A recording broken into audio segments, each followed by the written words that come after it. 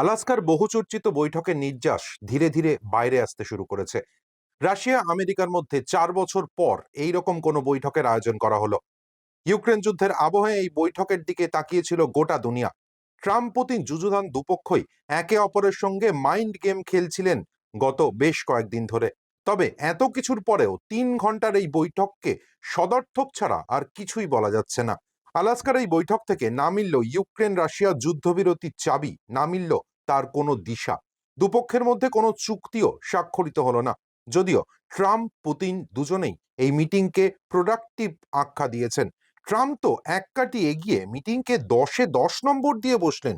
ভাবখানা এমন যে, দূর বাবা, 100% শান্তি নিয়ে এলাম বিশ্বজুড়ে, এখনো কেন যে নোবেলটা দিচ্ছে না কে জানে। বৈঠক শেষে আমেরিকার রাষ্ট্রপতির ভূয়সী প্রশংসা শোনা গেল রাশিয়ার রাষ্ট্রপতির গলায়। একটা সময় তো তিনি বলে বসলেন 2022 সালে যদি ট্রাম্প আমেরিকার মসনদে থাকতেন তাহলে নাকি রাশিয়া ইউক্রেন যুদ্ধই হতো না। ব্যাস, আর দেখে কে, ট্রাম্প সাহেব একেবারে গদগদ। এরপরই নিজের অবস্থান স্পষ্ট করে দিলেন ভ্লাদিমির পুতিন। ইউক্রেন সমস্যার স্থায়ী সমাধান না হওয়া পর্যন্ত যুদ্ধবিরতির প্রশ্নই নেই জানিয়ে দিলেন রাশিয়ার রাষ্ট্রপতি। সমস্যার শিকড় উপড়ে না ফেলা পর্যন্ত রাশিয়া থামবে না, ট্রাম্পের পাশে দাঁড়িয়ে ঘোষণা পুতিনের।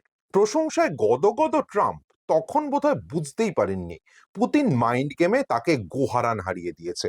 এরপর অনেকটা পুতিনের সুরেই ট্রাম্প জানান রাশিয়া ইউক্রেন সমস্যা শেকড় থেকে উপড়ে ফেলতে তিনি ন্যাটো আর জেলেনস্কির সঙ্গে কথা বলবেন।